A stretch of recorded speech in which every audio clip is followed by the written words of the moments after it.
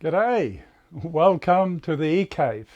Today I thought I'd show you a short video on the Commodore 64. I found one at the back of my vintage computer collection and I realized it had two broken key stems, which is quite common. I also took obviously the motherboard out and I've looked at that and come to the realization that the SID chip is faulty. So I have to get another aftermarket SID chip, but otherwise it seems to come up fine. So I was interested in getting the keyboard working. Now, when these keyboard things break, I'll show you a bit of a close-up of this.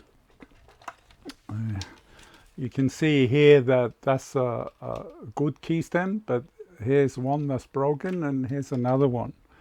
And they end up with this black plastic sitting in the cross. The problem is, how do you get this black plastic out without damaging the key?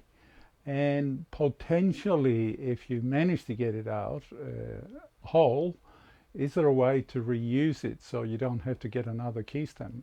Can you fix it? So I've come up with an approach that seems to work. So I'll show you what I've done. I've seen some others do this, but they end up having to scoop out the plastic from the cross. In my case, I get the plastic straight out without any problems and some additional benefits. So I'll show you. So first let me do a close-up and show you the key stems. And then I'll show you how I do this step by step. Hopefully you will benefit from this, because if you're in the same situation, you may not have to order these aftermarket key stems from broken Commodores. But let's see. Okay, here is the keyboard. And if you can see here, that's the broken key stem, which I'm trying to get out from the key itself. Here's a normal key and a proper key stem. Yes, and there's another one. I did that one first and with great success, so I'll show you how I do this one, repeating that exercise. So here goes. Well, the first thing I do is put the key into a vise, and I try to get it as level as I can, and of course aligned with a 1mm drill, which I'm hoping will hit in the middle. So let's try that.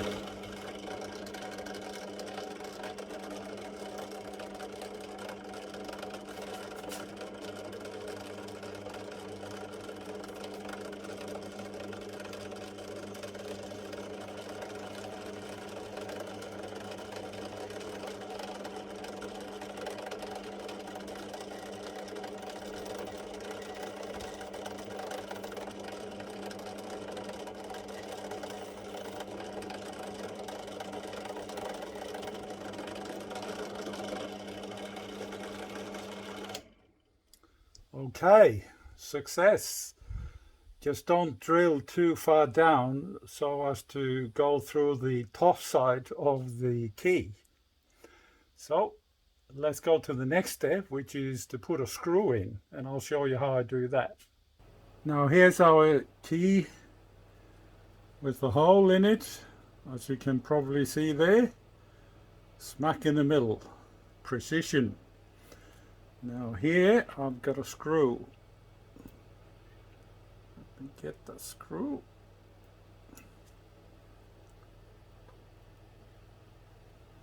It's a small screw. Then what I do is I obviously put the screw in there, and then we just make it screw in there until we barely have the head above. What I then do is I take it out again because I know the thread it's created will not be enough to keep it in there. So the next step will be putting a touch of super glue on the screw. You don't need much, just a small dollop, and then we can put it in here again and get it to where we want it, so we can get pliers like these on it, because these would have to come here to pull it out. But let's let this dry first. It only takes a few minutes, but I like to wait like 10 minutes, and then I'll come back and show you the next step. Well, I'm here at my kitchen sink, which is the safest place to handle hot water. So I'm pouring some boiling or recently boiled hot water into a shallow bowl. And then what I do, I use a suitor's tongue to clip onto the screw like that. And then what I'll do, I'll dip it in here for about 20-30 seconds to heat the key in order to make the plastic on the outside expand and make it easier to pull out the cross. You only need about 20-30 seconds for the key to get well hot, and the cross in the middle shouldn't get hot as well. So I think it's hot enough, and now hopefully, voila, it comes out easy peasy. That's the trick. So let's put it on the bench and see what it looks like. Here we have it. I've done this to two of the keys which I had broken. Both the crosses are out, and they are undamaged apart from the hole. Now I was going to use this guy, but the way the screw had gone into that cross, I couldn't get it on very well, so I used the suitor's tongue, which is a handy thing to have. So take that off, and now we have the broken plastic piece here. What I did on the other one, as you can see here, is the same thing. I actually took the screw out, and once you clean the glue out, it matches the broken piece on the keyboard pretty well. And with the hole, I'm hoping I can fill it with something like JB Weld, and there's a hole on the keystem as well, and by doing that I can super glue it and JB Weld it back to the keystem.